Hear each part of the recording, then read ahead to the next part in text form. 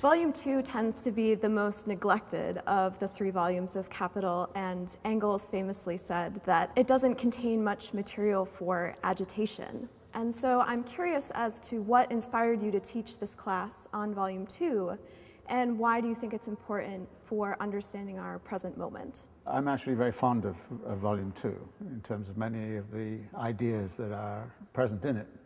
But I also recognize it's a very difficult volume to get through, and so to the degree that I felt that I could maybe help people see some of the insights that come out of it, that I would really like to do it. And since it is neglected, as you say, I thought it might rebalance the view of what Marx was about by, really taking Volume 2 very seriously. Why do you think it is that Volume 2 in particular is the most neglected? I think in many ways it has to do partly with its style. It's very, very flat.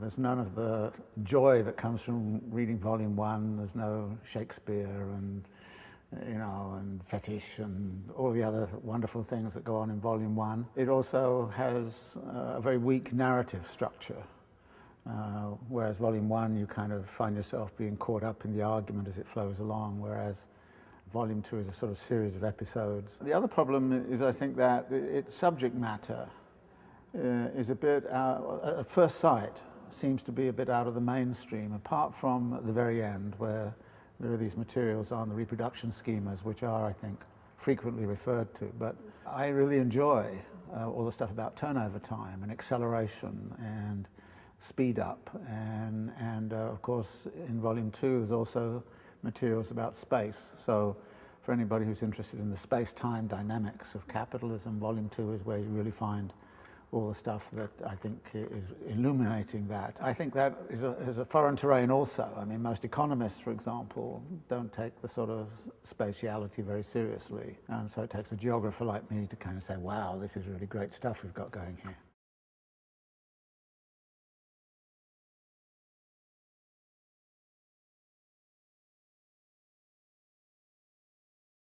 And my plan is, as it was with Volume 1, to get you to read this book.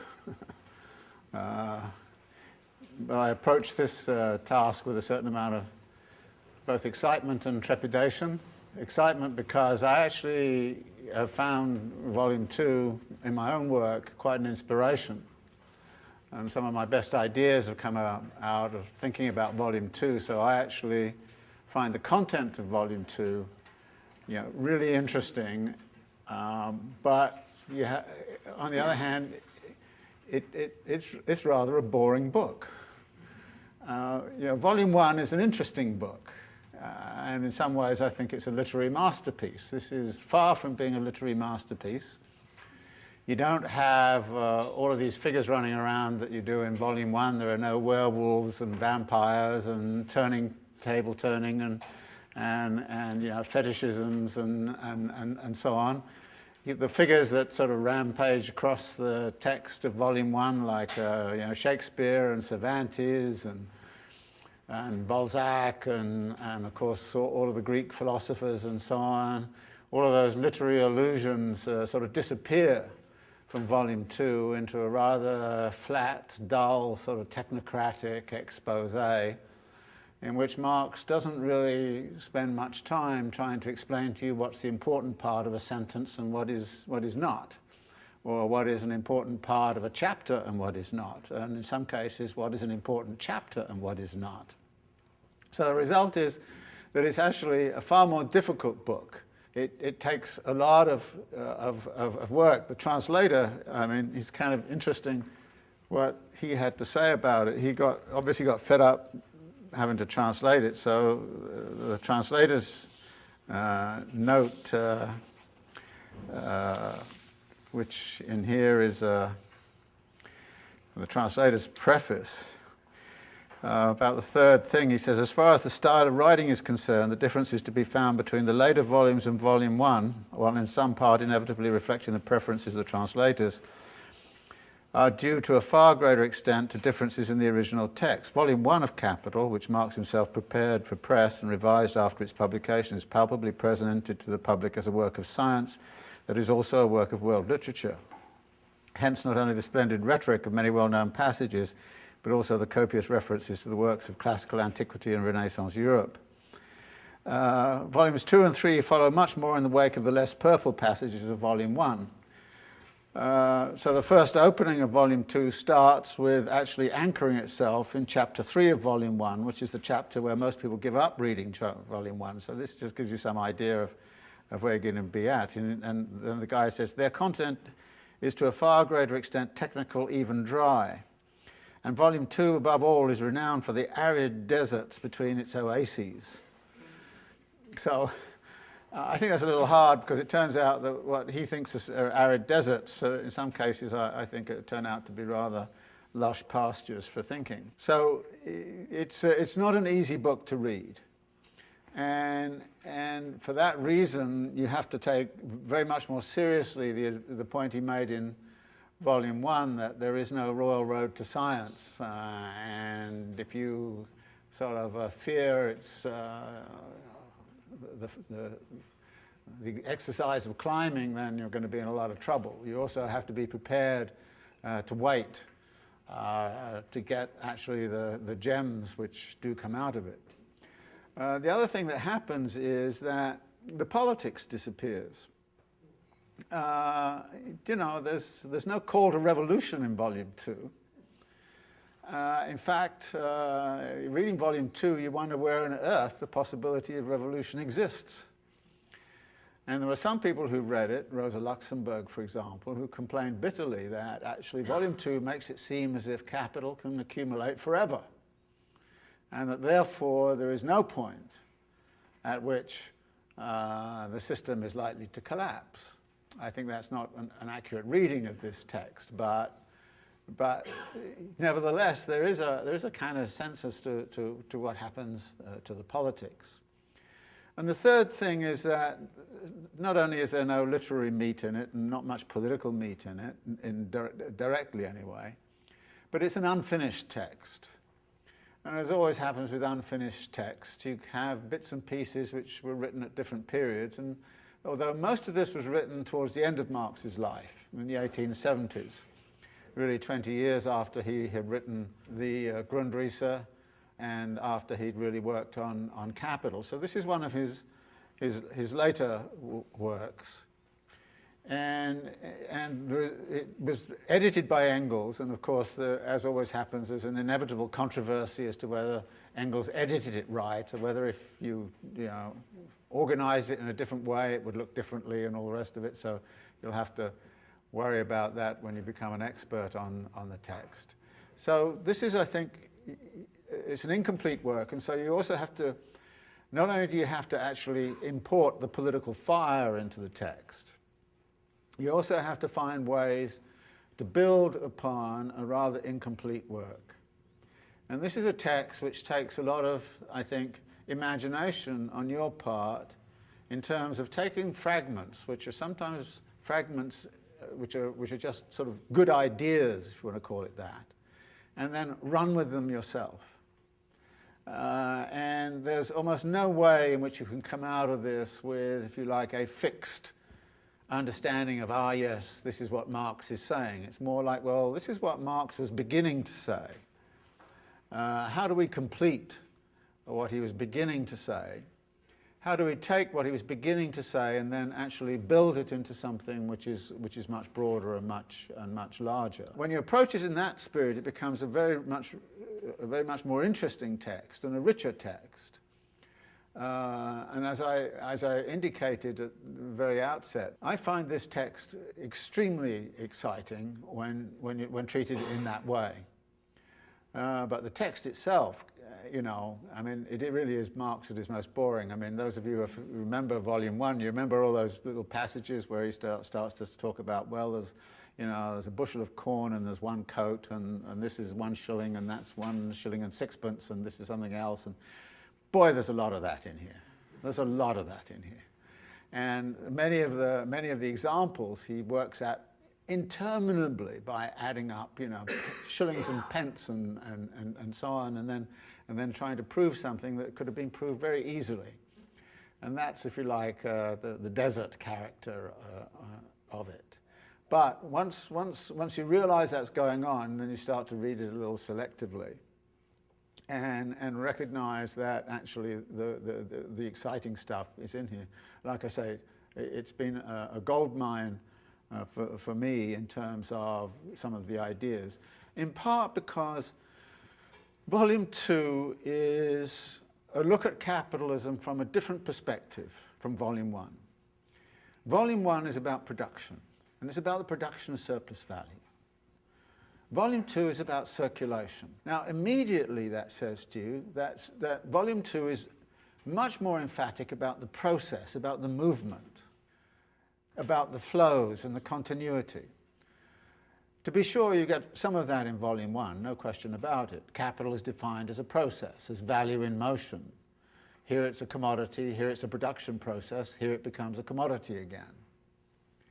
So Marx has some of this in Volume 1, but the center of it, of Volume 1, has this core, which is about the production of surplus value, which of course is about the capital-labor relation and all of the things that go on in terms of the capital-labor relation and all the rest of it.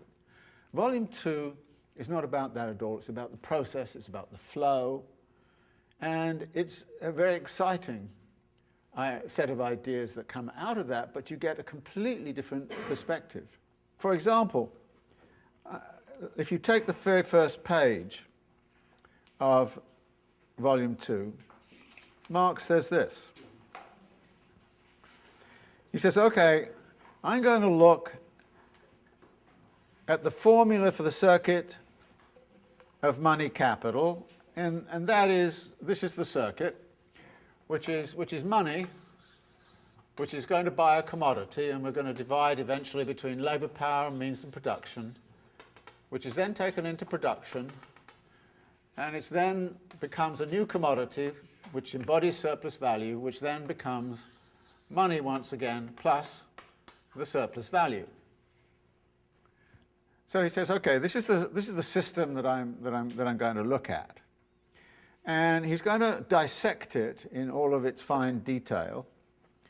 But he then says at the bottom of the very first page, in order to grasp these forms in their pure state. Always be careful when Marx uses the word pure state. He means he's going to actually sort of imagine it's a perfectly functioning capitalist society.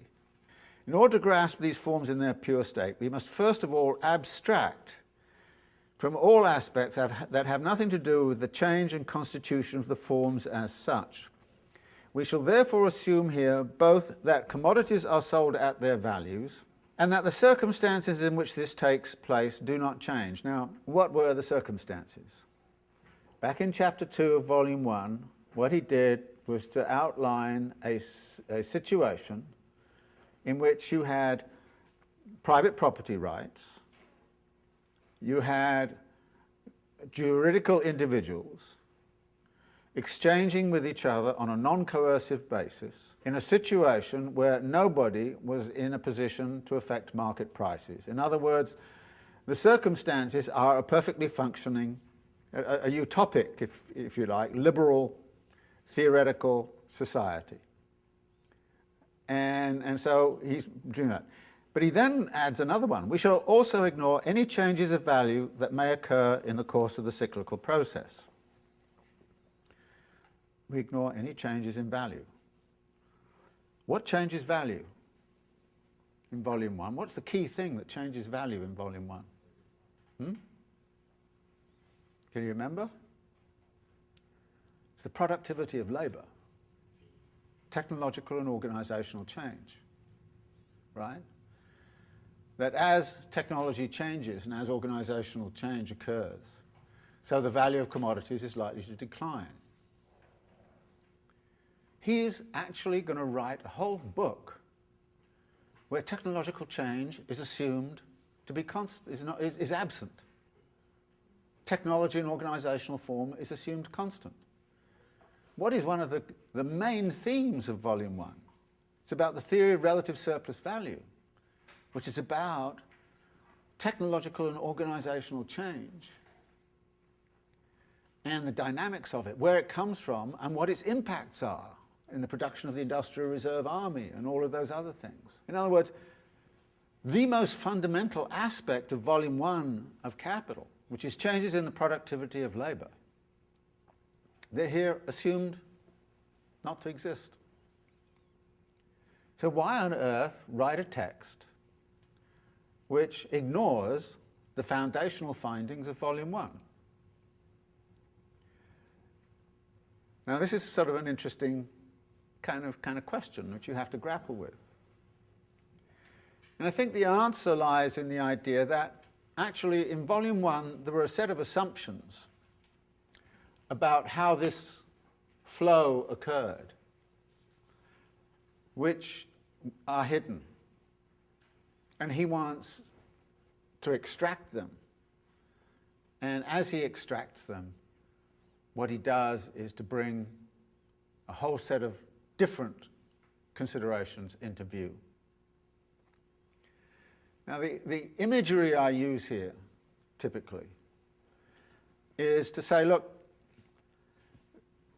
what we're doing here is generating different windows on the same process. The Volume 1 window is the window of production, changing productivity, labour relations, labour-capital relations, all of those kinds of things, and the dynamics of the system that flows out of that, the general law of capital accumulation, the production of an industrial reserve army, the production of unemployment, all of those kinds of things. So Volume 1, you see all of that, and you kind of say, wow. Now we hold all of that constant, and we look at this flow and say, what issues arise when we look at it from this perspective? We find all kinds of things suddenly become important. For example, in Volume 2, working class consumption suddenly becomes important. In Volume 1, the value of labour power is the value of labour power, that's that. What's going on in the market becomes a problem.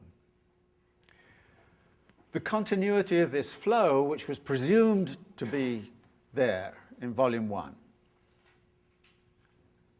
is rendered problematic in Volume 2. What happens if these transitions cannot take place? What kinds of barriers exist? And there's always a hint that these barriers can be the source of crises. So it's a very different perspective on the world. And I think what Marx is saying to us, and it's a bit like saying, you know, what is the truth of capitalism? Well, looked at from the standpoint of Volume 1, from one window you see one set of things, and from that perspective you see a certain set of truths. From this perspective you start to see another set of truths. And what is capital then?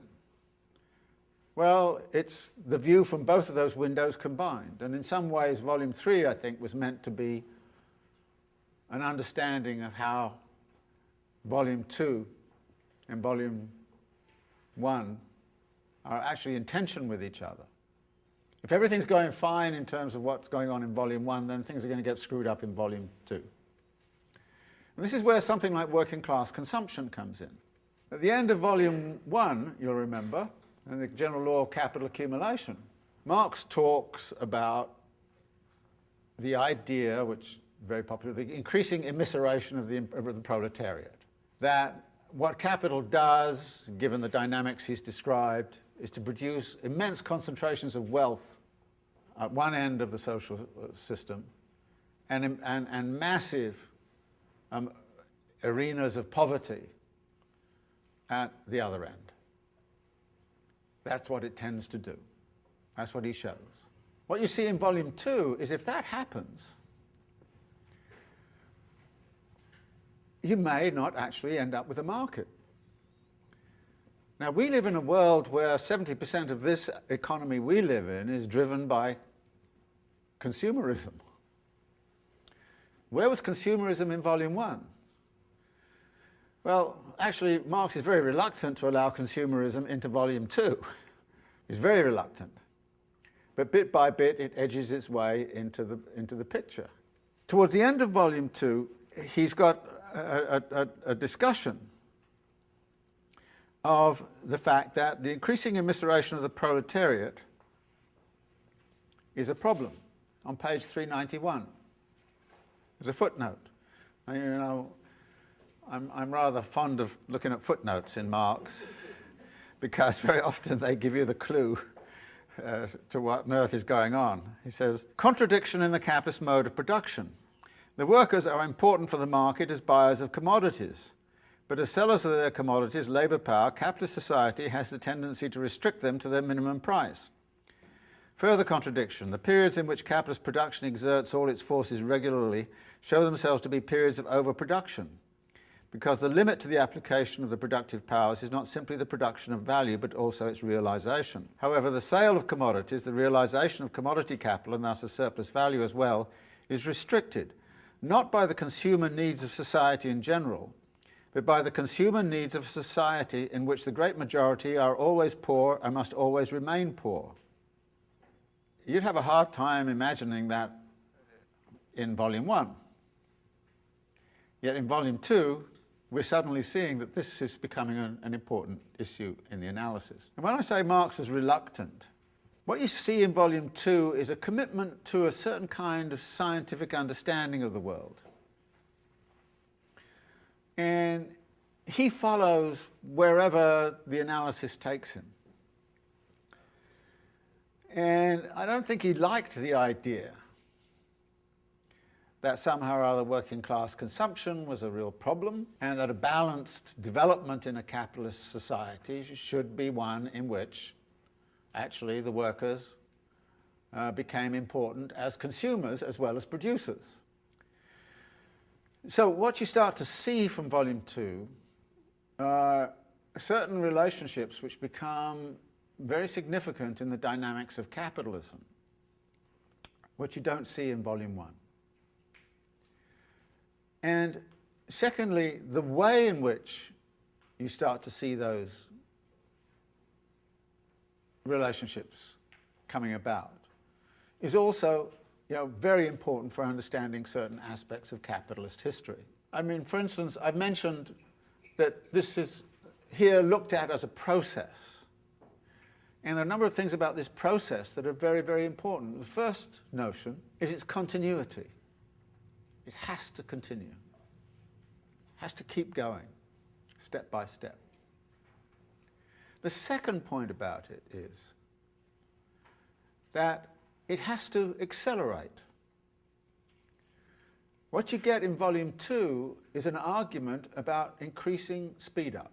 Now, one of the things I became a bit famous for in the condition of postmodernity was talking about time-space compression as an idea of what's going on in globalization and all the rest of it. And actually what I did was to say this is one of the foundational features of a capitalist system, which is things move faster, spaces get collapsed. And so we go through a long history from sort of discovery of America onwards through a long history within capitalism of technological changes which are about speed up and technological changes which are about reducing the friction of distance. I mean, just think of it. How fast things go. Well, all of that actually comes out of Volume 2 of Capital. I mean, when everybody was yakking on about, oh, we're in a new world, it's called postmodern, blah, blah, blah, you know, and I was kind of going, well, yeah, well, okay, yeah, things are changing, and of course they've changed before. I mean, the coming of the railroads, and the coming of the telegraph, and the coming of the wireless, and the coming of the jet engine, and all those kinds of things, and containerization. We've been through a long history of a lot of this stuff. And I just basically said, well, there's nothing really new about this, except that we're in a new phase of time-space compression. But the theory of capital tells you, and the theory is in Volume 2, the theory tells you that time and space, as far as capital is concerned, and there's a lot of confusion about this, by the way, which is to say this is not necessarily how people experience it or see it, but what capital does. And how these innovations, for instance, in stock trading, how fast things move. One of the big innovations in sheep rearing was it used to be the case that when, you know, sheep had lambs, then you had to wait for about 2 or 3 years before they could be eaten. And they were always eaten as mutton. And then Lord Bakewell came along and started to come up with breeding practices which allowed lambs to be eaten as lamb. Now, when you go into a restaurant now, you don't get mutton, you get lamb. If you were in the 17th century, you'd be eating mutton. You go read Dickens, and it's mutton chops, and it's, you know, everybody's eating mutton, even back in the 19th century. But the period between the birth of the lamb and its eating has been reduced from about 3 years to 6 months. You go look at some of the awful practices of pig farming in this country. It used to be that pigs had 1 litre a year. They now have 3 a year. They're hung in sacks, and they're literally piglet-producing machines. They don't move. They're just teats with, you know, I mean, it's astonishing, but they have 3 litres a year. You can even, there's even a strategies for increasing the growth of lobsters. I mean, if you have a lobster in a pot, then I've forgotten whether you take it from the cold water or put it in the warm water, or you start in the warm or you go to the cold. I've forgotten which way around it is. But, you know, so speed up becomes everything. And of course, one of the major theses that comes out of Volume 2 of Capital is the faster the moving, the higher the rate of the faster the rate of turnover of capital, the more profit you make. If I'm in competition with you and I can turn over my capital faster than you, I make more profit than you. So the turnover time of capital becomes a crucial question. And you look at the history of innovations under capitalism, which are precisely about reducing turnover time. Now, there's not much here about space. There's just a tiny little bit about space. Transport gets in here a little bit. Now, so I take that one and run with it all over the place. Say, well, the same thing's happening to time is also happening to space. Marx doesn't pay much mind to it. There are a few fragments which you can insert. But the great thing about this is, when he inserts those fragments about the production of space, and there is some stuff in here about the production of space, when he inserts those fragments, they're inserted in such a way that I can see how that relates to the macro argument that he's making. In other words, it's a shard, if you like, of an idea, which kind of says, well, this system is working like this, and this is how it's going, and by the way, there is something here which is kind of, and I say, oh, wow, yeah, okay, I'm going to expand that and talk much more about it. So this is why I find Volume 2 exciting and interesting. It's because all of these kinds of questions tend to get raised in ways which are not raised in Volume 1. And they do have political implications. But we have to actually then insert, if you like, the political implications. We have to find the politics. Marx, for some reason or other, and I think I know why, decided that he didn't want to make Volume 2 a very political text. And I think he was a victim of, you know, what many of us in academia are a victim of, which is a certain ideology of what it means to be scientific. That he wanted to be respectable, for God's sake. I mean, why on earth would he want to do that? It didn't work anyway, you know, so why bother, you know? I mean, he still wouldn't have got tenure anywhere, even with Volume 2, in fact. You know, he's got this kind of thing that somehow or other he wants to be really seriously scientific. And what he does is to have an image of this kind of science he's constructing. And one of the things I want to do in this session is to talk a little bit about that image and what it does to his own work. Because I think what's going on in Marx is the construction of a certain framing of his argument. For example, the first page of Volume 1 of Capital, he's talking about the commodity. And all capitalist societies appear as a vast accumulation of commodities. And then he says a commodity is a use value, and then he kind of says, but The study of use values is the study of history.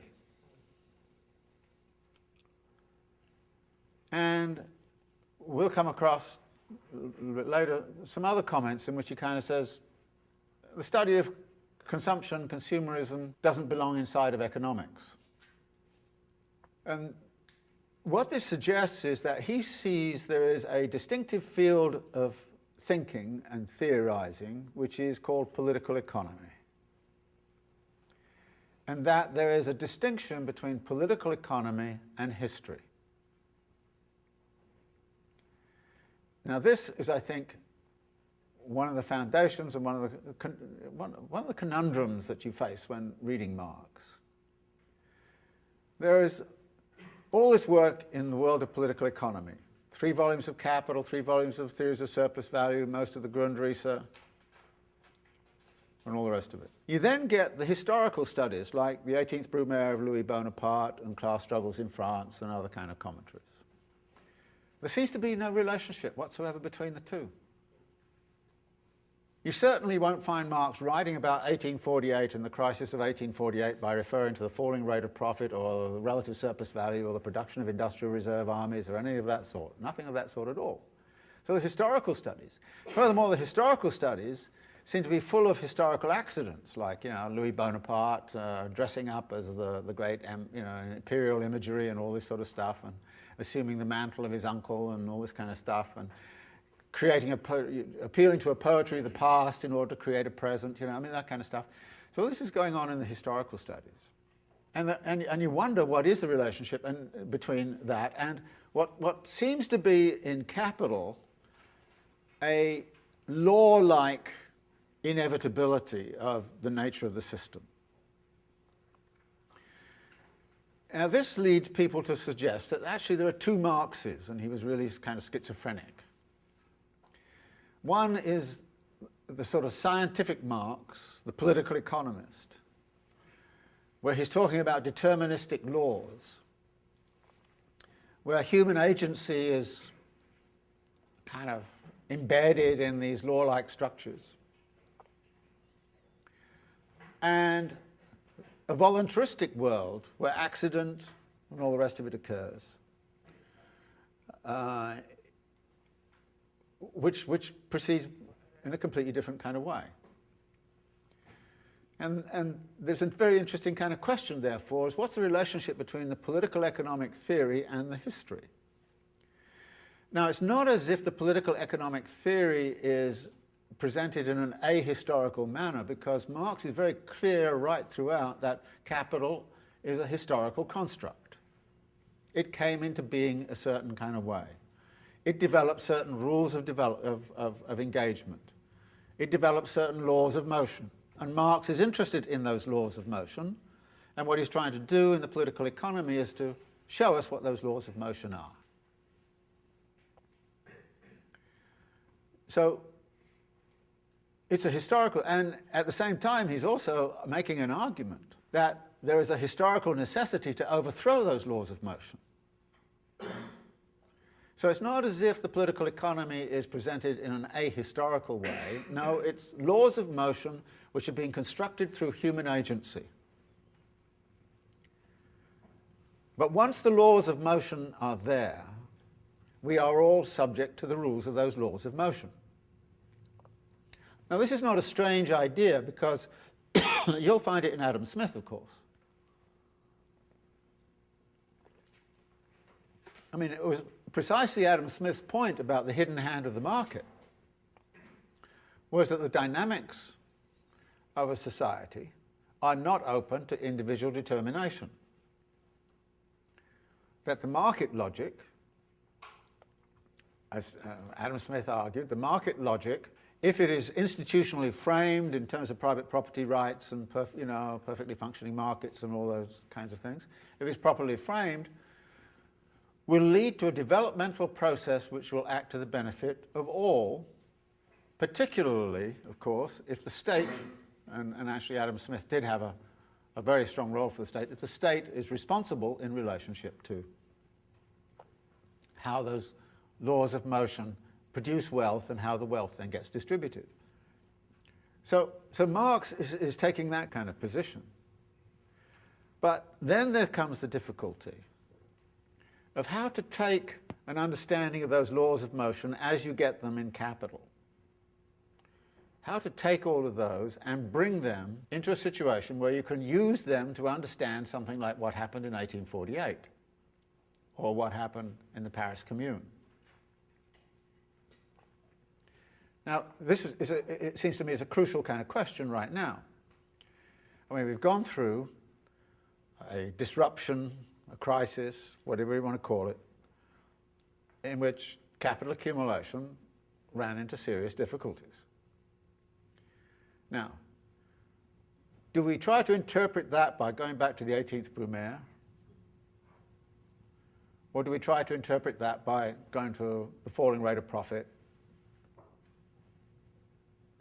and the political economy? Which one do we go for? And if we're going to do it theoretically through the political economy, how do we deal with all of the contingencies which are obviously there?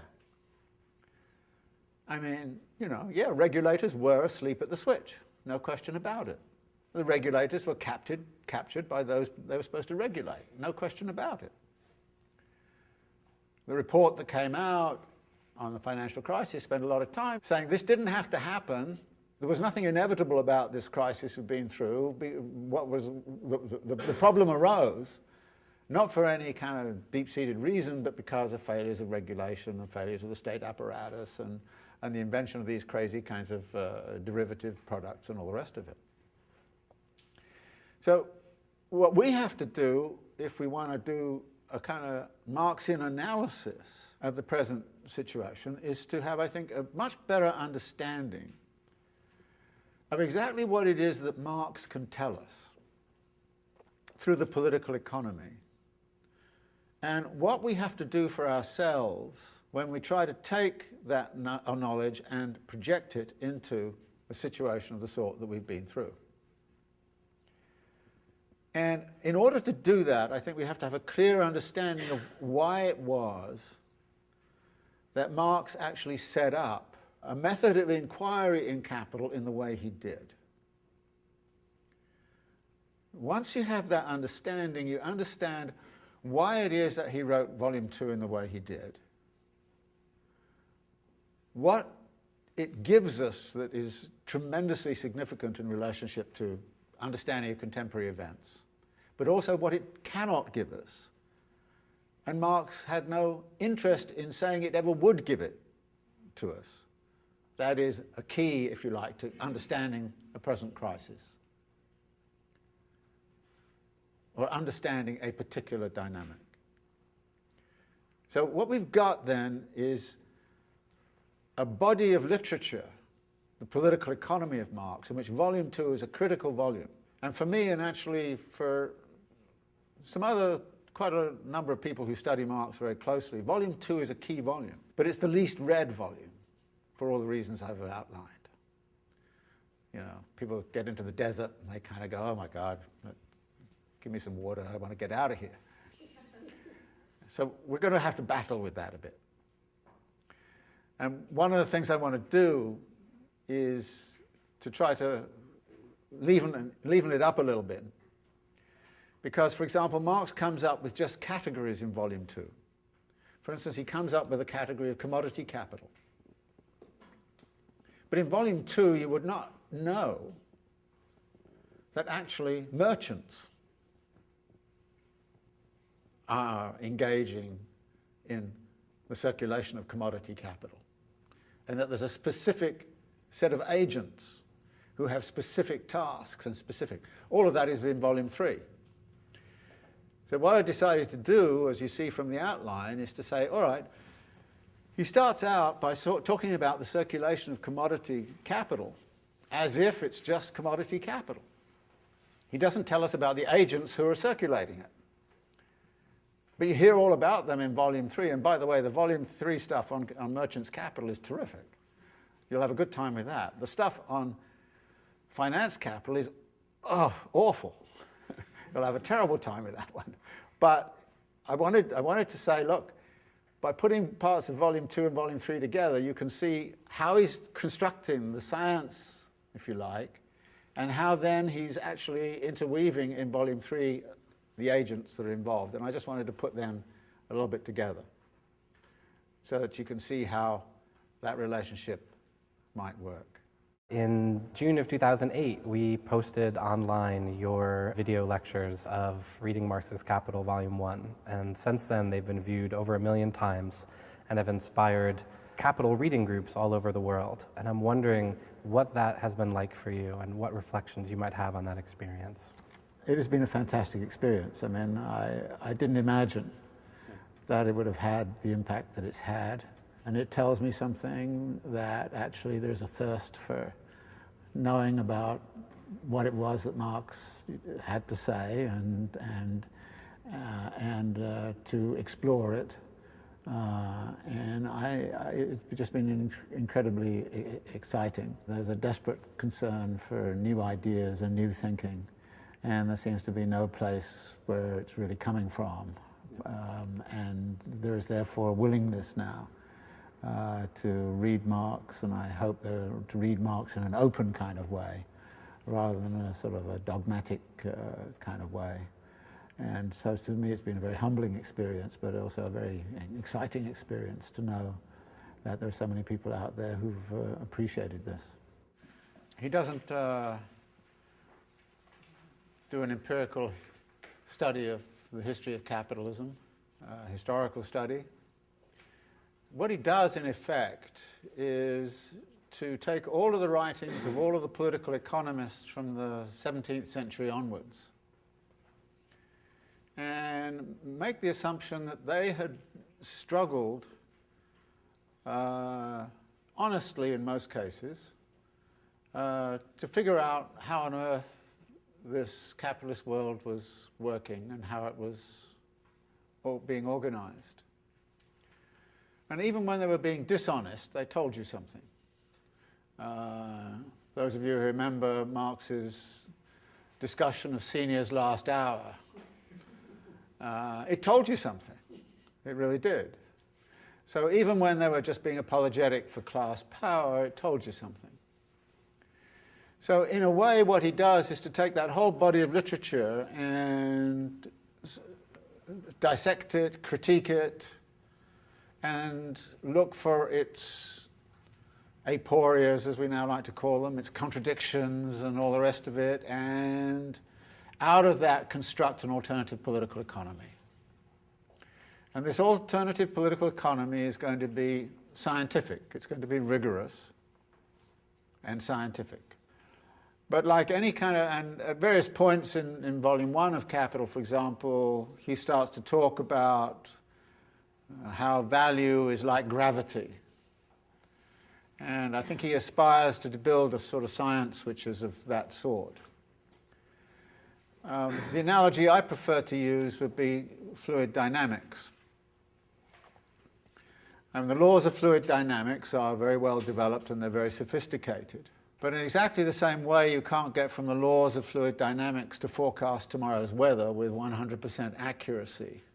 So you can't get from the laws of motion of capital to forecast what the stock market's going to do tomorrow, let alone whether it's going to go into crisis. So in social sciences, of course, the fact that sometimes it seems like you can't actually do that leads many people to dismiss Marx. This would be like people who do weather forecasting say the laws of fluid dynamics don't matter, they're irrelevant, why bother with them? Because, you know, we don't get 100% predictability in terms of, you know, climate change or anything else of that sort. So Marx has that in mind.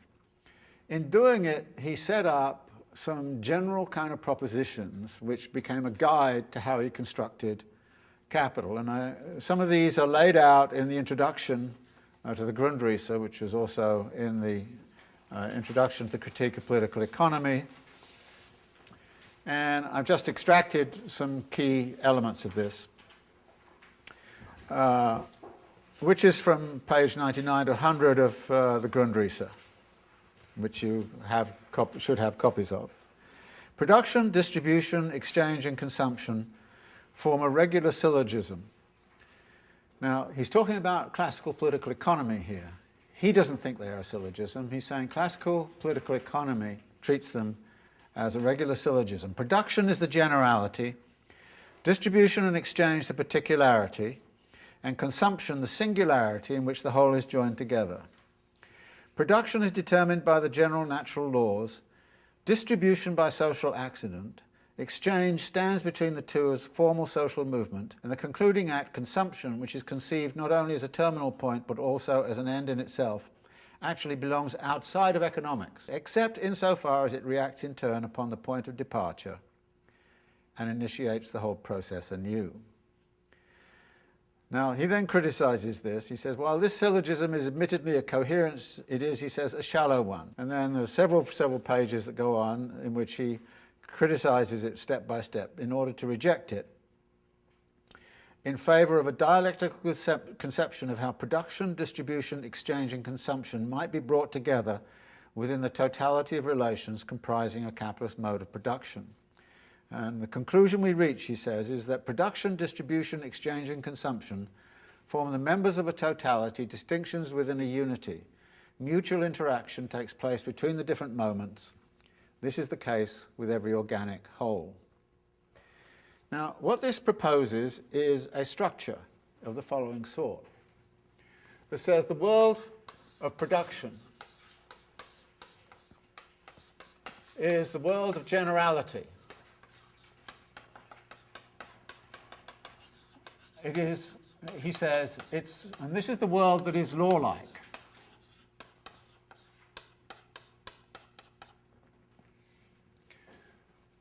Distribution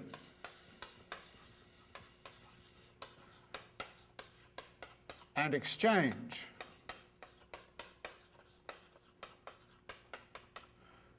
gives us the world of particularities.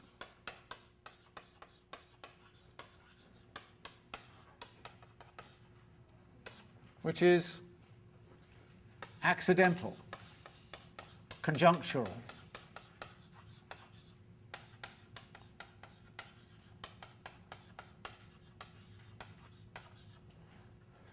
Consumption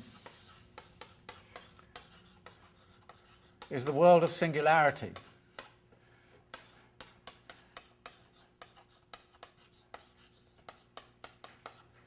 It is unpredictable.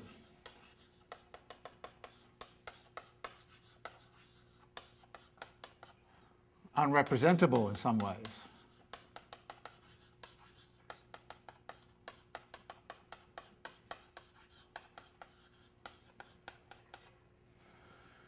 The totality of a society at any one time would be all of these elements working together.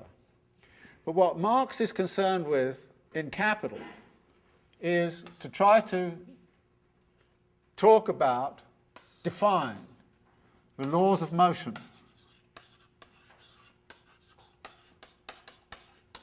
This is what he's after. He wants to find out the laws of motion of capital. In order to do that, he has to bracket all of these other elements. Now, if you go back over Volume 1, you find that categories get used in a very interesting way. Labour is vital in the world of production, but in the world of distribution, it's the wage rate. Money is crucial. Here, the profit rate. Land is crucial. But rent is a fact of distribution. So you can go on in this manner. Now, how much time did Marx spend in Volume 1 of Capital talking about what it was that affected the wage rate? You remember? He spent 2 pages. And he says the wage rate, the value of labour power, which is the equivalent of the wage, is dependent upon, I don't know, climate, the standard of living in a country, the degree of civilization in a country, the state of class struggle, all those kinds of things. But then after he goes through and he lists and he lists and he lists for about a page and a half, and then he says, but in a given situation, the rate is known, and we fixed it. No more discussion. There's a whole set of chapters on wages where you expect there's going to be an even deeper discussion of all of that, but none at all. So there's no discussion in Volume 1 of Capital of class struggle over wage rates and the whole history of class struggle over wage rates. Not at all. Right? Same is true of the profit rate. Yeah, there's a rate of surplus value, but, you know. And land is a key input, but we certainly don't get any discussion of rent. We don't get any discussion of the rate of interest, which is a fact of distribution. So that profit, interest, all of these are facts of distribution. So when I mentioned to you at the outset, when we want to understand something in its pure state, purity to him means this is the world I'm going to look at in its pure state, and I don't care about what's going on in the world of distribution. Yes, we know wages are there, and yes, we know there's going to be struggle about it, but I'm not going to import that into the theory because it's a conjunctural thing. And it's an accidental thing. There's fights going on all over the time, and so are rents, and so is the interest rate. So he doesn't want to import these into the analysis at all. He wants to keep them out of the analysis. And we're going to see that in Volume 2.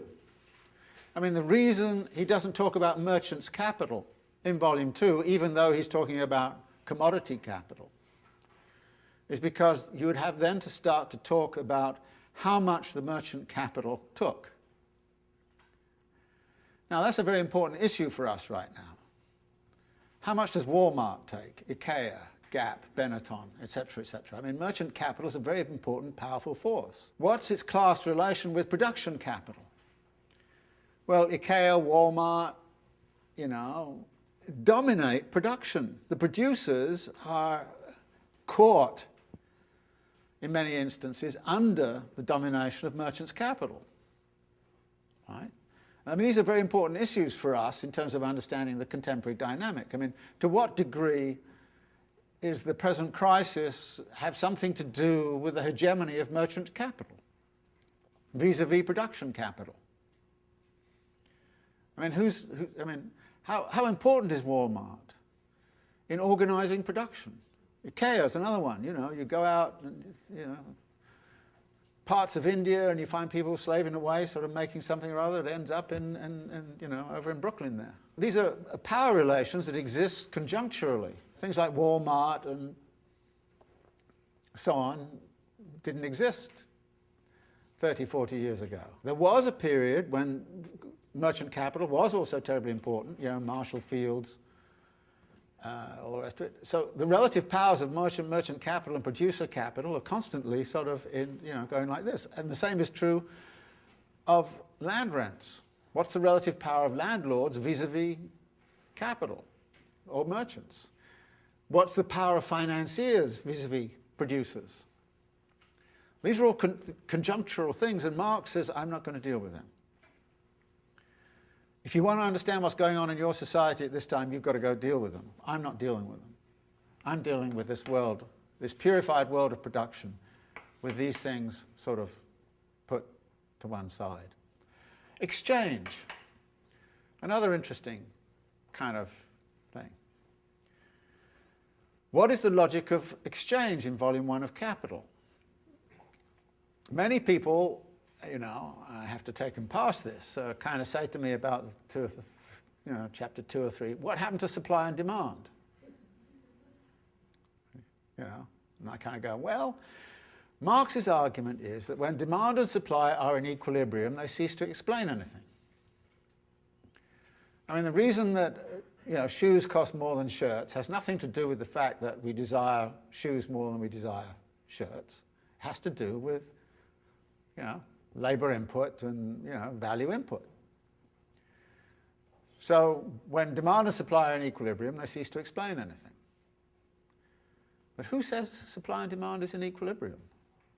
What kind of world is it that we're assuming when we say it's in equilibrium? What happens when there are inequalities? What happens when the markets don't clear? In other words, the supply and demand question becomes rather important to look at in an actual situation.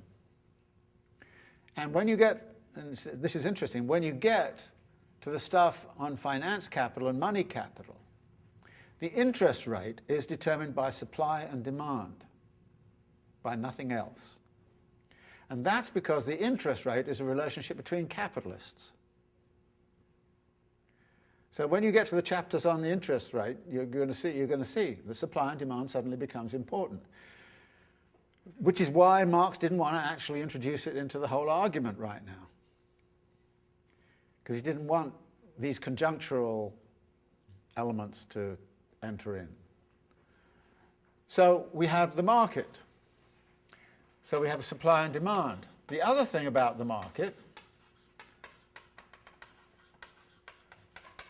is one of the other big assumptions of volume 1 of Capital, which erupts every now and again, is that there is something which is guiding, which is forcing everybody into certain paths of action. And that something is called the coercive laws of competition.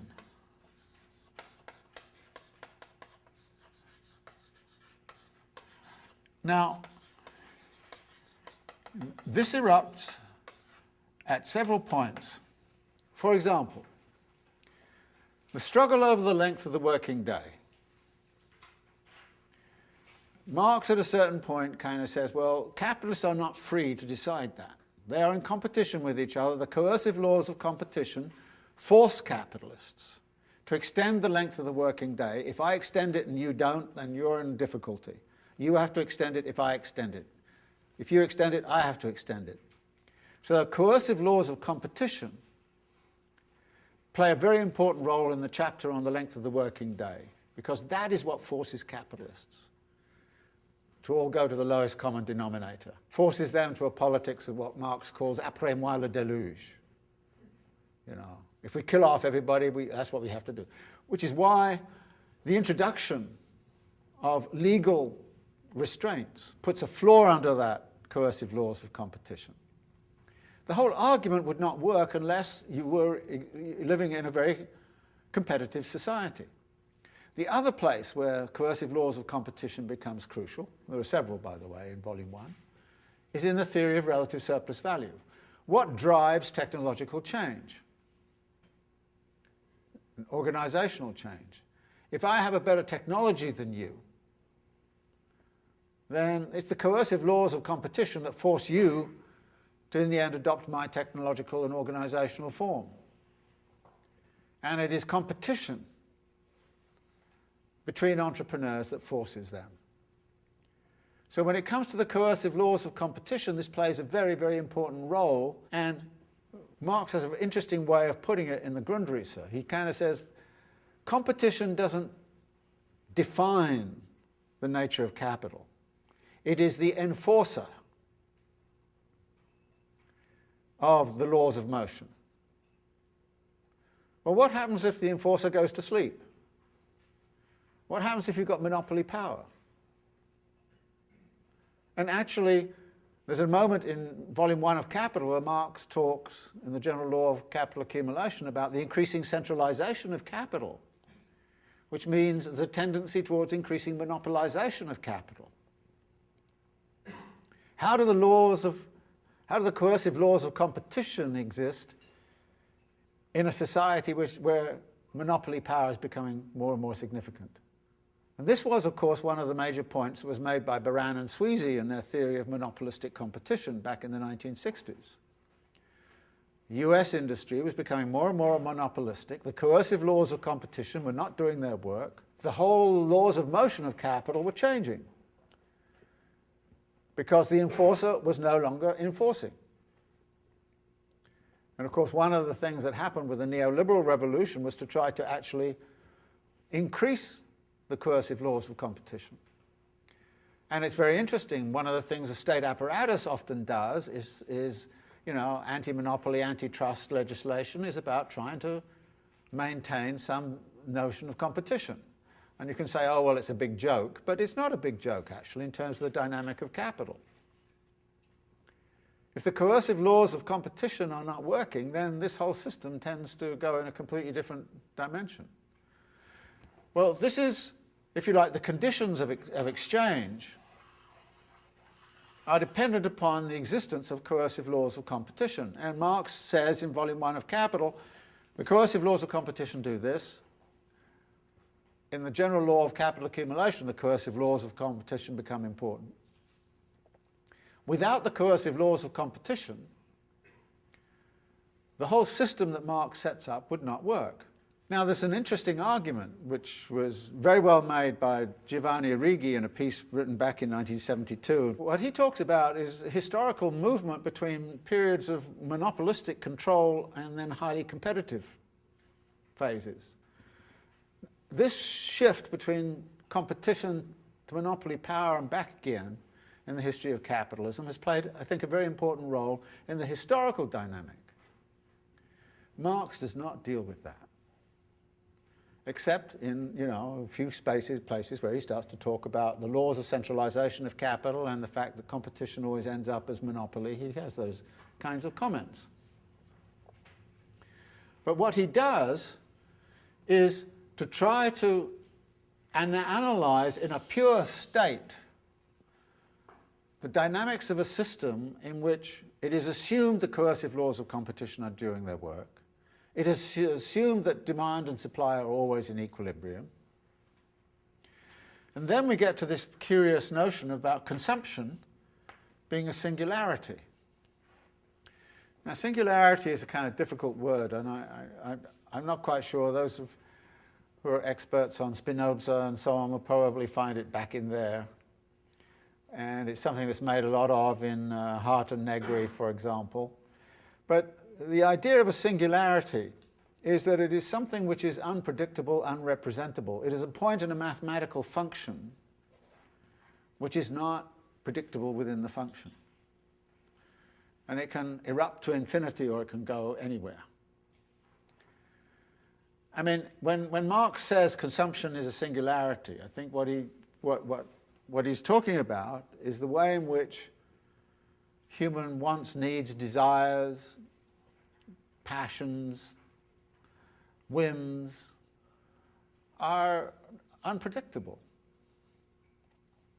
I mean, why would people suddenly, you know, like green shirts as opposed to blue ones?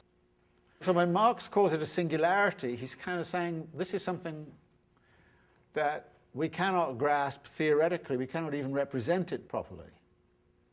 There is something there which is uncontrollable, which is outside of governance. Now, there's an interesting thing here, because when he introduces this notion of consumption as a singularity, you immediately think of final consumption, i.e. what consumers are about. But there is something else here, which is one of the issues that comes up immediately after he's raised this question of consumption is, well, there is productive consumption. And productive consumption is the consumption by the laborer of goods in the making of commodities which contain surplus value. So if this is a singularity, then that singularity actually also resides in the labor process. And I think Marx is very clear about how capital responds to this notion of singularities. It is constantly trying to manipulate human wants, needs, and desires. But it also has to mobilize, and Marx talks about this in Volume 1 of Capital, the animal spirits of the laborer. That is, you know, once you've got this notion of the consumption and productive consumption as a singularity, it means that there's something inherently uncontrollable about it, which doesn't mean that it can't be used. but that it's always unstable. And it's unstable in both of these arenas. Now, it's this instability in the labour process that became crucial to people like Mario Tronti at the end of the 1960s, when he started to point out, you know, you have this image of a labourer somehow or other under a whip, you know, being driven by a whip, and who has no consciousness and who has no kind of feelings and nothing. That's not the case. The labourer is a singularity, and that labourer can erupt at any moment. And this, if you like, gives fuel to the autonomista argument. So when you read somebody like John Holloway's book on, you know, changing the world without taking power, what does he talk about? He talks about, well, at this kind of moment, there's a possibility of eruption. It's inherently uncontrollable.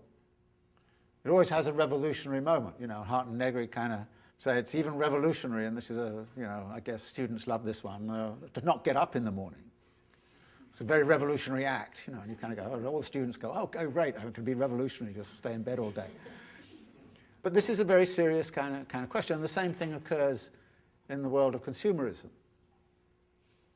that there's something uncontrollable. And Marx, that's why Marx, in a sense, is very reluctant to deal with consumerism. And there's, of course, there's a whole history of Marxists not dealing with consumerism at all, and not wanting to deal with it. And part of that began to be changed when cultural studies came along with Stuart Hall and all those other people. And then eventually, of course, the trouble was that people started to take this issue of consumerism and singularity as if it bore no relationship to the production. Now, here's the point. If you want to understand the totality of a society at any given moment, you have to be prepared to work across all of these elements together. You have to look at the struggles that are going on, the conjunctural struggles that are going on between different factions of capital, and over the wage rate, over the profit rate, over the rate of interest, over the return of merchant capital, over land rents, over taxes and all the rest of it.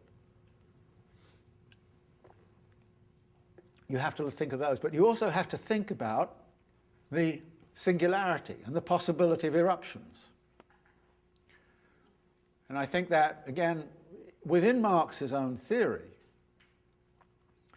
there is a space for understanding something like what's been happening in Egypt, that suddenly this thing blows. Totally unexpected. Nobody thought it would happen. And then all of a sudden it does. This is the singularity, if you like, erupting.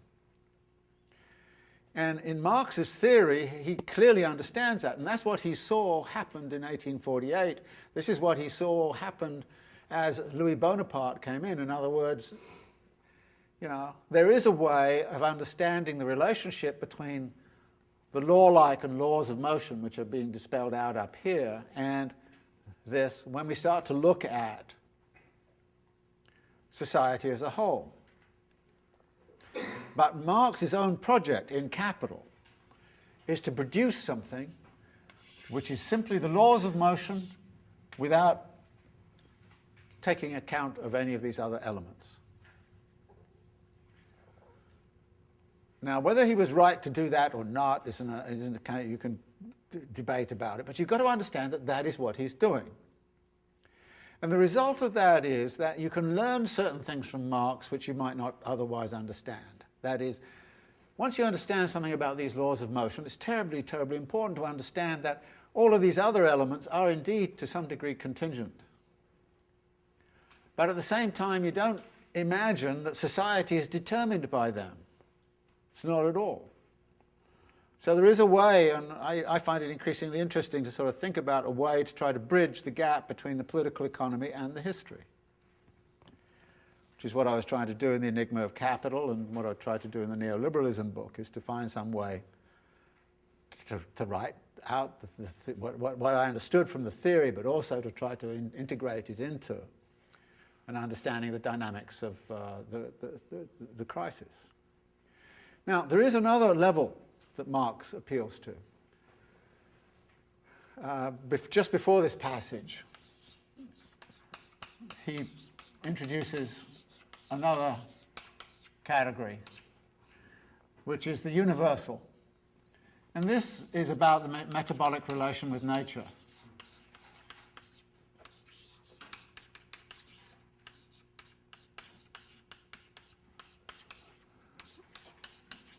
And this is a universal condition. The laws of motion of capital are historically constructed. These, he says, are universal, and I put in some of the arguments he makes in Volume 1 in these passages. Labour, as the creator of use values as useful labour, is a condition of human existence which is independent of all forms of society. It is an eternal and natural necessity which mediates the metabolism between man and nature and therefore human life itself.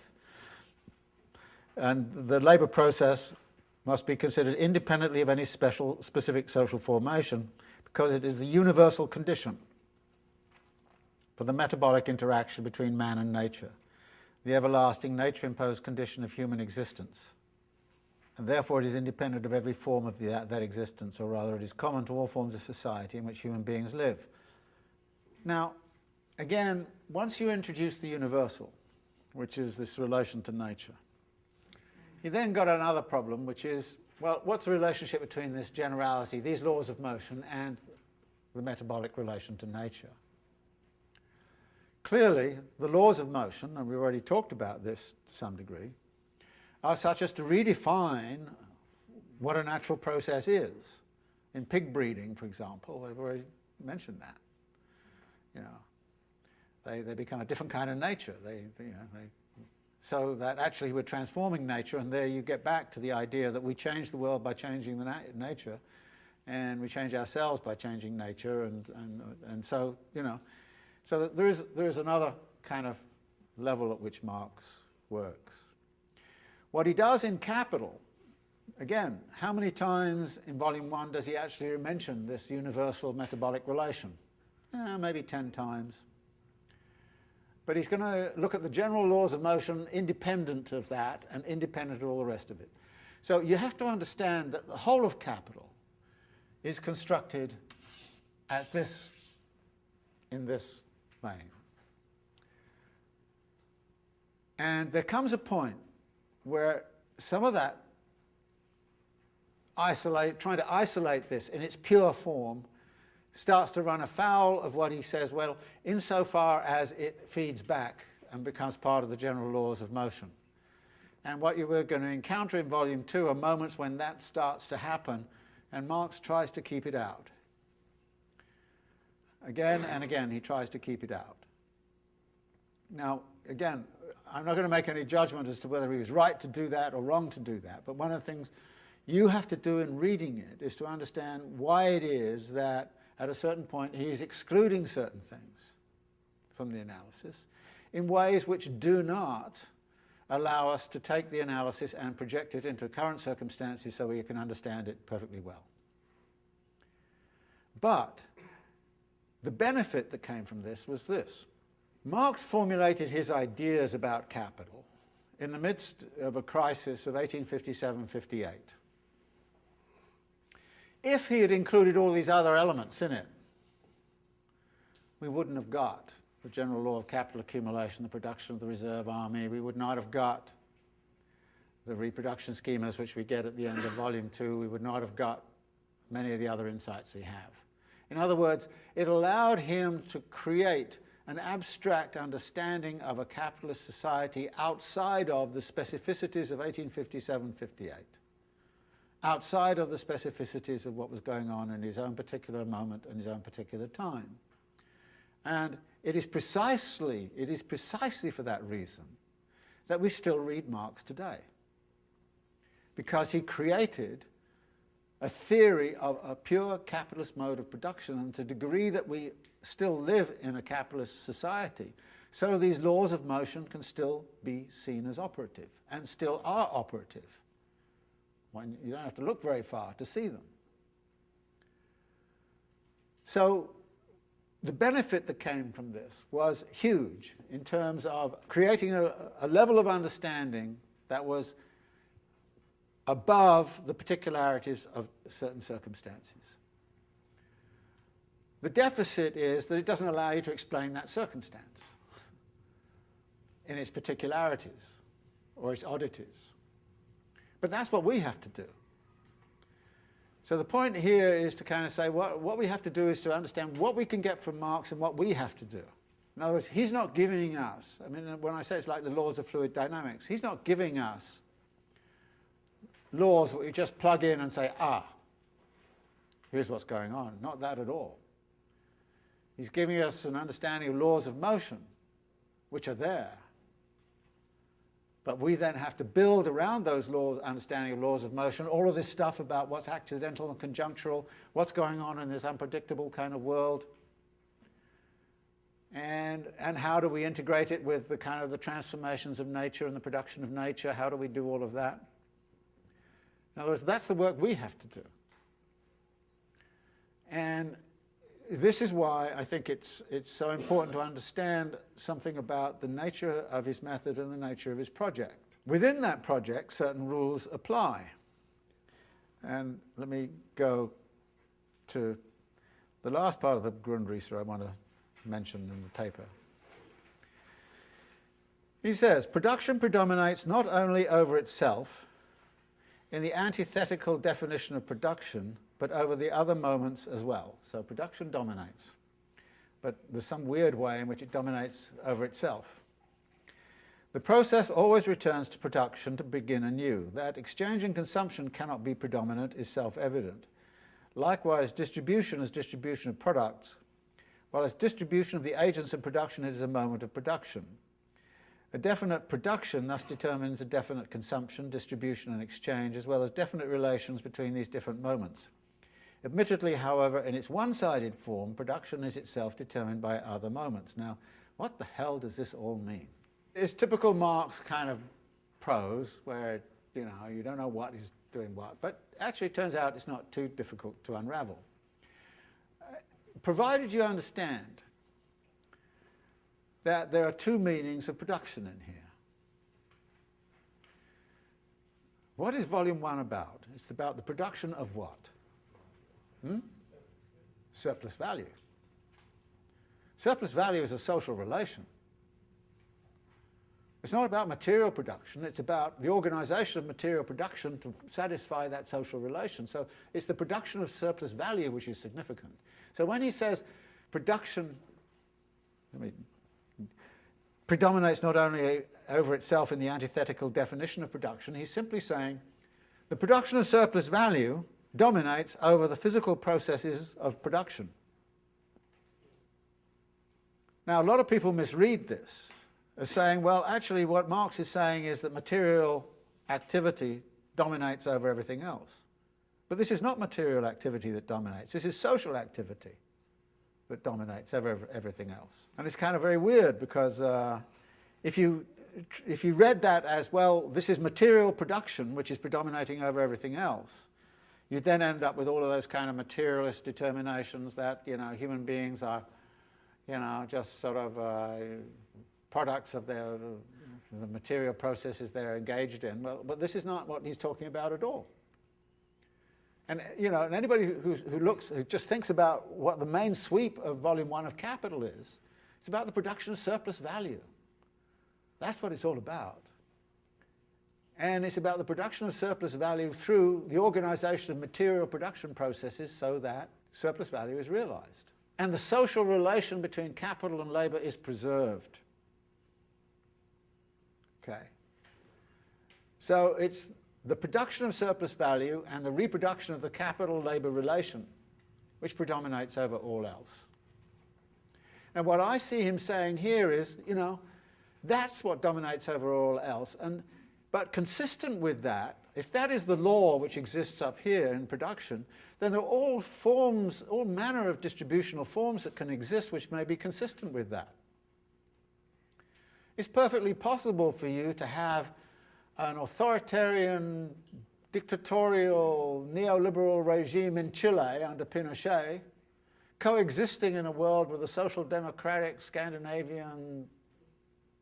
It's perfectly possible for completely different distributional arrangements to coexist in this world, provided that they do the one thing they've got to do, which is produce surplus value. Right? As long as they do that, then there's an immense variety of distributional arrangements that become possible.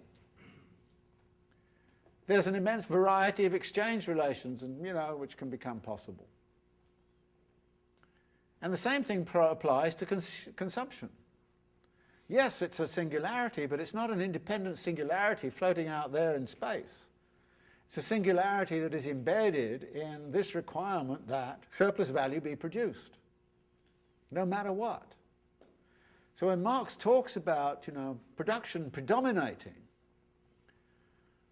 it's not material production. It's social production and social reproduction. Absolutely crucial.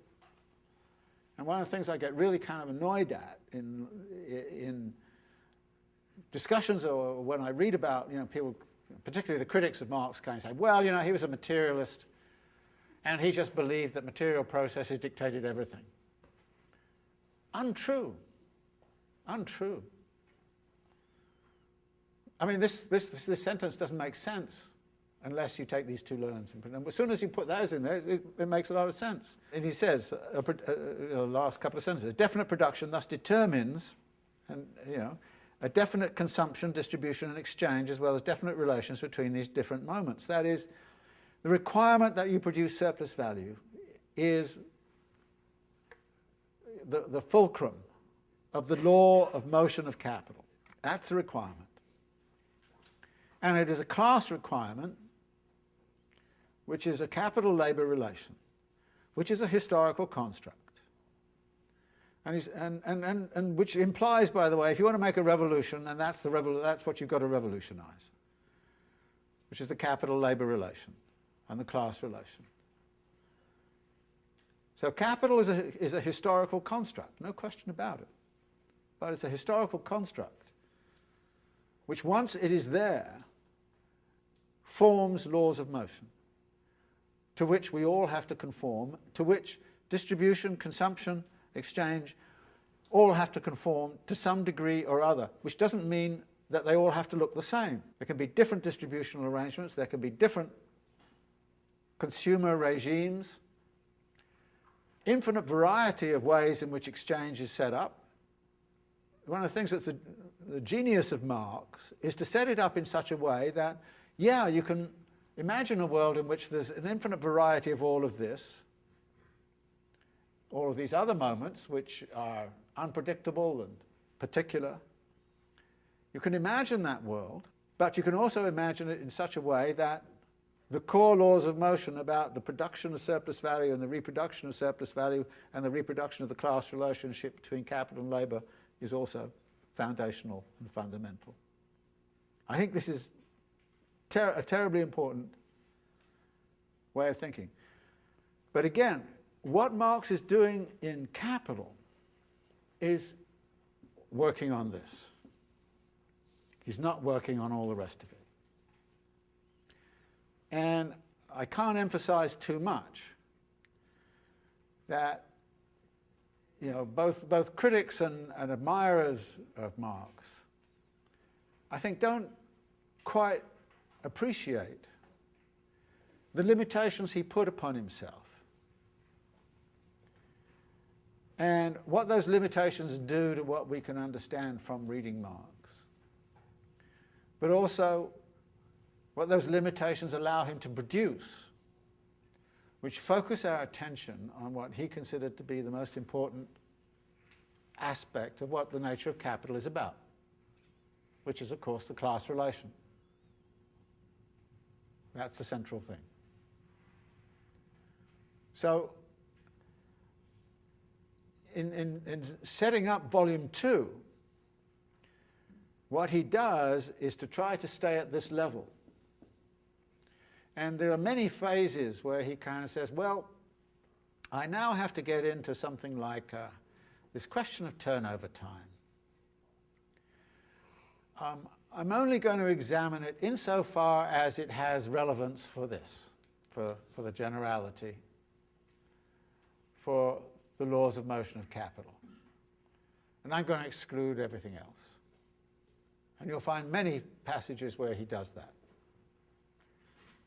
This is not relevant to us given our objective. And once you understand that, I think, like I say, you understand both the strengths and the limitations of Marx's own analysis. Well, I think I've been hammering on this point, so maybe I should stop here and get some reactions to you. You're all kind of looking at me like, what? What? I mean, does this framework come as a bit of a surprise to you? I mean, does it seem okay to you? You think he should have done it differently? I mean, I think there are some problems in Marx. To begin with, I think the fact that he relied on the whole of the corpus of political economic writing, in a way gives far too much authority to political economy, I think. His primary source of inspiration is the critique of the corpus of materials, which is brilliantly done, no question about it. But it gives a great deal of authority to classical political economy, including the idea of perfectly functioning markets and competition as the enforcer of the laws of motion of capital. And I think there are some problems also with these distinctions. And what is interesting is as you go through, so you start to see these things start to break down a bit. I mean, I mentioned earlier, one of the things that begins to emerge in Volume 2 of Capital is that working class consumption becomes rather important. And Marx is honest enough to say, well, workers are given money. And as soon as they become possessors of money, they're no longer workers, they're simply buyers. And so the movement there is from a situation where they're in the capital-labor relation to where they're in a buyer-seller relation. And as we know, buyers, those who hold money, have a good deal of discretion as to what they do with it. So there's a big kind of question then as what happens when workers' discretion about what they're going to spend their money on enters into the picture. So, and he's reluctant to bring this in here because it's allowing consumption to sort of interfere with these laws of motion, but he can't keep it out. But I think his reluctance to allow it in is on the one hand understandable given the rules he set for himself. It seems to me these are the rules he set for himself. And if you should read actually the introduction to the Grundrisse and read it very carefully and not read it, you know, I mean, you've got to be prepared to read in the way I was sort of saying, well, is production means surplus value, not... I mean, those are the rules he set himself in writing Capital. And he stuck with them most of his life. And the rules had to be bent. They didn't kind of work at various points. I mean, I've mentioned the reason that the whole stuff about interest and so on is such a muddle is because he can't find anything that determines the rate of interest other than simply supply and demand. And he sort of has rather grumpy passages where he kind of says, well, you know, it seems that supply and demand is the only thing that works here. So you know, so it means he has to bring in this. So, you know, I'm caricaturing a bit, but I think there are some limitations that come from this which are unnecessary. My own sense is that, for instance, his failure in Volume 1 to talk very coherently about how the original money is assembled and the role of the banking system in assembling that, and the role of finance in assembling it, the failure to do that has, I think, had a very bad effect upon the whole history of Marxian political economy. It should have been much more upfront. And, you know, some of us at least are prepared to say that right now, you know, that his exclusion of finance, capital and banking and of interest at the by saying it's a fact of distribution and it doesn't affect production. Come on, it's a bit hard to say that.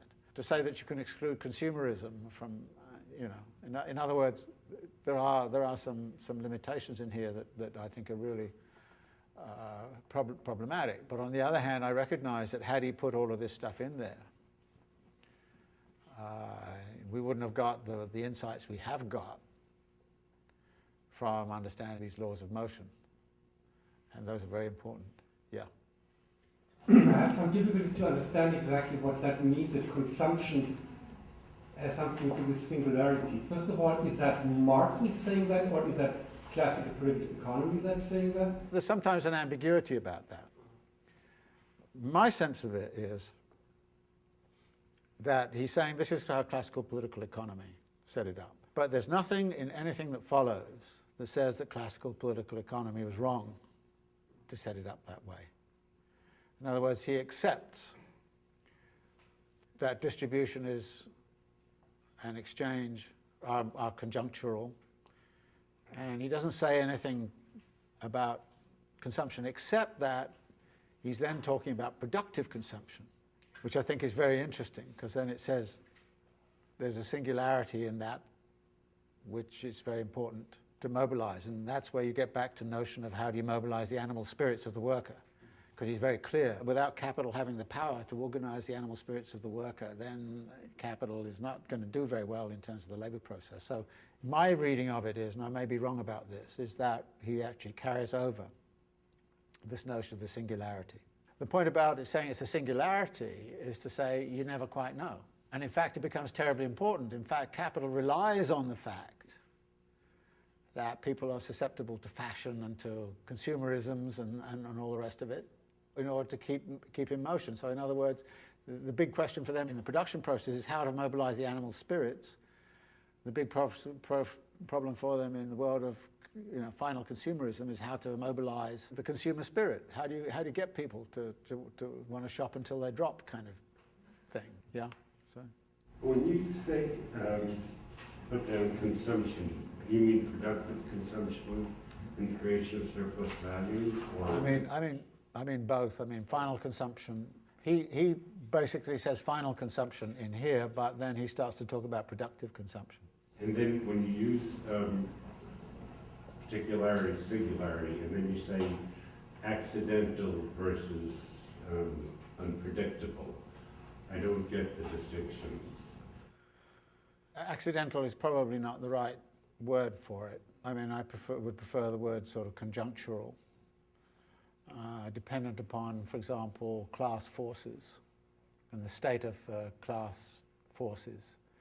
But there could be accidental aspects in it of the sort that we were mentioning earlier, which would be, say, regulatory capture of the Securities and Exchange Commission by those who are supposed to be regulated, and you could consider that not conjunctural so much as an accidental kind of an accident of history. In the same way that, to some degree, Marx would look upon the rise of Louis Bonaparte to power as an accident of history. I think there's a distinction being made here between, class forces that can be looked at, like what's the relationship between the class power of merchant capital right now and finance capital and production capital, and landed capital, for example. That can be looked at, or what's the power of workers vis-a-vis capital in labor markets? So there's a conjunctural element of those class forces. But then there are accidental things that come into the distributional arrangements which are not sort of predictable from those class forces so easily. I think it's important that we think about it. And I have no clear answer to how to better think about it. But what we have to do is to understand that one of the reasons you don't find any big exposition in Marx's Capital of consumer culture and consumerism and so on is precisely that he's relegated it to this zone in this kind of way. One of the things he says in Volume 1 of Capital in one of the introductions is, I can't use experimental method, therefore I have to use power of abstraction.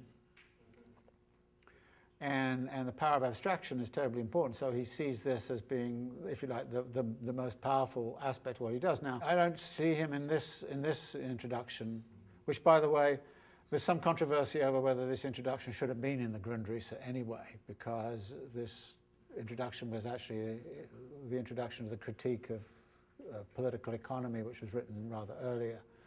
So whether it's part of the rest of the Grundrisse is another kind of question. It just happens to get been put in there. But what he's outlining, I think, is levels of abstraction at which he's going to work. And I think but what's impressive to me is the way in which he kept to these in the text. I mean, when you read volume 2 with this in mind, these phrases where he kind of says, I'm not going into this because this is not the pure theory. When he says at the very introduction, I'm going to deal only with the pure theory, therefore I'm going to eliminate all technological change. You know, wow, you know. He doesn't say I'm going to eliminate all distributional arrangements, but then he said that in volume 1. He kind of said, well, the surplus gets divided amongst everybody, but I'm going to pretend the distribution doesn't matter. So he's constantly shoving aside the kind of distributional kind of questions. And it's just very interesting. He sets up these notions, well, there's money capital, there's production capital, and there's commodity capital in volume 2. But he doesn't say there is a class relation between the financiers, the producers, and the merchants. He doesn't want to say that. So that all comes in volume 3, which is why I want to put the volume 3 stuff in so it parallels this kind of, and it's interesting to do it. Yeah. Is it the singularity in the labor process that basically makes revolution possible in sort of capital-labor relations? Is that sort of how that? Well, some people argue that, yeah. I mean, that's what Tronti and others argued, yes, and that's what people like Holloway argued, yeah. That it doesn't have to. That there's other ways to look at it, or that doesn't have to. Well, no, I mean, to the degree that the class relation between capital and labor is a focus of struggle over, for example, the wage rate, and there's a class struggle over the wage rate, or a class struggle over the length of the working day, which the struggles in the marketplace as well, which also go on. I mean, I actually think, you know, one of the things to look at here, again, and this comes important in volume 2, is where are the sites of struggle and what are the struggles over? You know, and yeah, I mean, but what emerges is the production is certainly a key point of struggle. No question about that. Whether it's the only point of struggle, I would argue personally, no, it's not the only point of struggle. There are many points of struggle. So maybe we should stop here, and next week then we're going to do the first 3 chapters in the light of all of this. I don't know whether there's a convenient bar around the corner somewhere that we can have a drink.